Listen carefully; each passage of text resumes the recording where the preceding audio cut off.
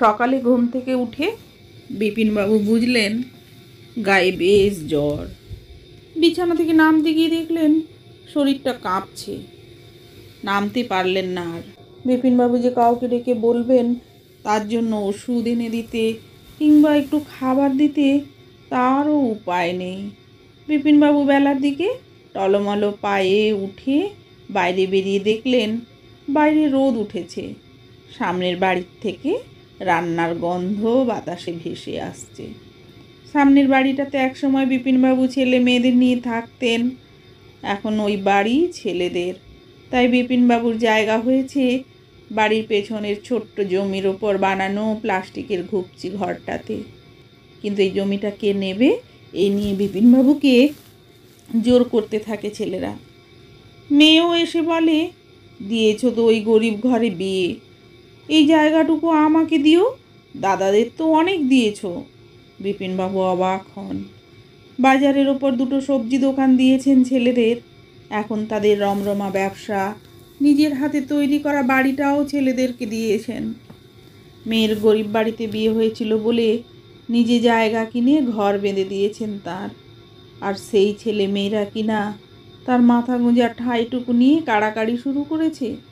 বিপিনবাবু জানেন তিনি মরে গেলে এই জায়গাটাকে কতটা নিতে পারবে এই নিয়ে তার ছেলেরা ভাবে। কিন্তু বুড়ো বাপটা খেলো কি না খেলো কিংবা তার শরীর খারাপ কি না কেউ উঁকি মেরে দেখতে আসে না।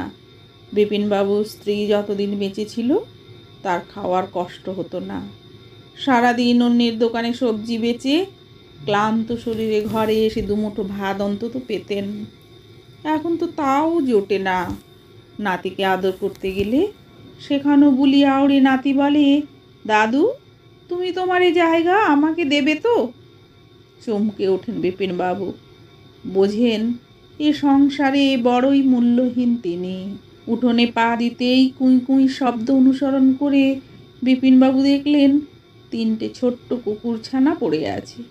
বিপিনবাবু বুঝলেন কেউ হয়তো ফেলে গেছে, কিন্তু এভাবে পড়ে থাকলে তো মরে যাবে বাচ্চাগুলো।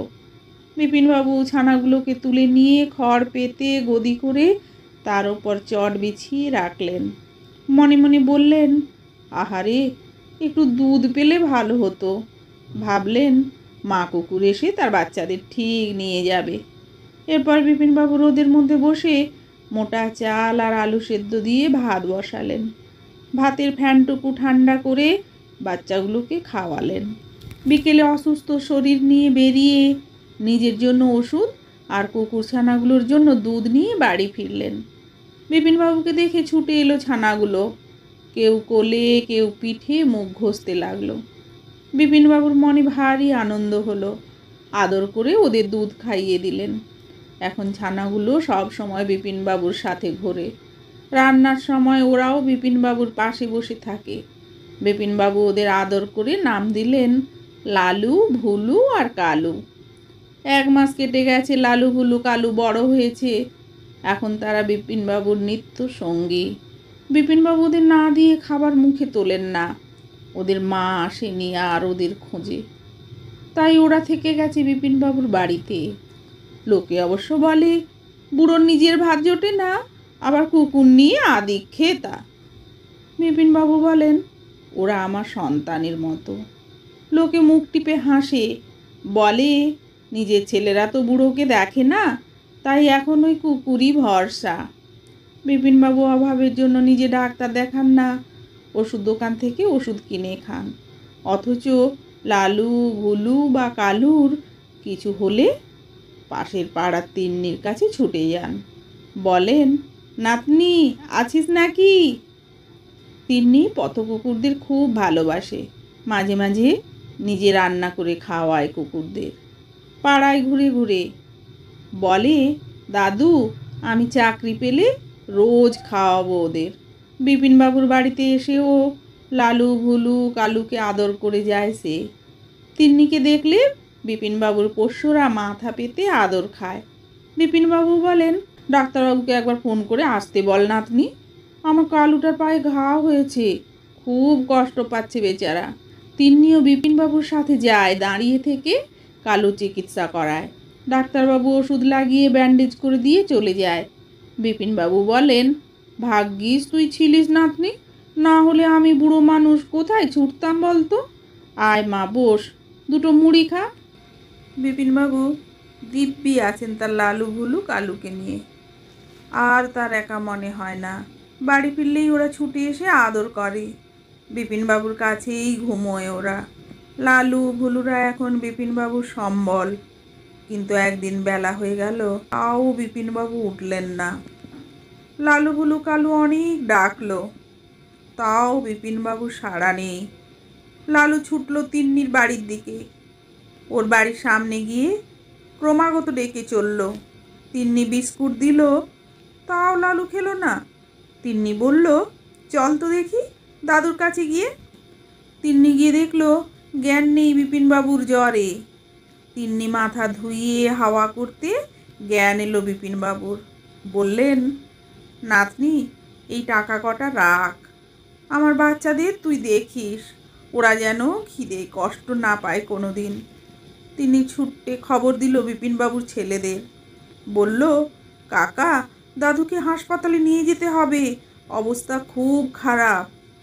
ছেলেরা প্রথমে গুরুত্ব দিল না, বলল, এরকম ওনার মাঝে মধ্যেই হয়। তারপর তিন্নির জোড়াজুড়িতে হাসপাতালে নিয়ে যাওয়ার পথে মৃত্যু হলো বিপিনবাবুর। বিপিনবাবুর মৃতদেহ পোড়ানো হচ্ছিল, আর ছটফট করে চিতার চারিদিকে ডাকতে ডাকতে ছোটাছুটি করছিল লালু ভুলু আর কালু। বিপিনবাবুর দেহ পুড়ে ছাই হয়ে গেল। শ্মশান কর্মীরা যে যার বাড়ি ফিরে গেল, কিন্তু ফিরল না কেবল বিপিনবাবুর 3 পোষ্য। লালু ভুলু সারা রাত ধরে খুঁজে চলেছে তাদের পালককে। ওদের চোখ থেকেও ঝরছে জল। বিপিনবাবুকে ছাড়া তারা একটা দিনও থাকেনি। বাড়ি ফিরে ছেলেরা জমির দলিল খুঁজতে গিয়ে পেল বিপিনবাবুর উইল। সেই উইলে লেখা, আমার এই জমি আর বাড়ি আমার পোষ্য লালু ভুলু কালুকে দিয়ে গেলাম। ওদের মাথা গোঁজার জায়গা যেন কেউ কেড়ে নিতে না পারে। রাগে গজগজ করতে করতে ছেলে মেয়েরা যে যার বাড়ি চলে গেল। তিন্নি চলল শ্মশান। তিন্নিকে দেখে ছুটে এলো লালু ভুলু কালু। তিন্নি বলল, কাল সকাল থেকে তোরা কিচ্ছু খাসনি, আমার সাথে বাড়ি চল তোরা। তিন্নির পিছু পিছু লালু ভুলুরা বিপিনবাবুর শূন্য বাড়িতে ফিরল। তারপর সে কি ডাক তাদের! তিন্নি বোঝে ওদের কান্নার ভাষা। ওদের মাথা নিজের কোলে নিয়ে তিন্নিও আজ কাঁদছে আর সান্ত্বনা দিচ্ছে বিপিনবাবুর পোষ্যদের। বিপিনবাবু যে তার বাচ্চাদের দায়িত্ব ওকে দিয়েই নিশ্চিন্তে পৃথিবী ছেড়েছে, তিন্নিকে তো তার কর্তব্য পালন করতেই হবে।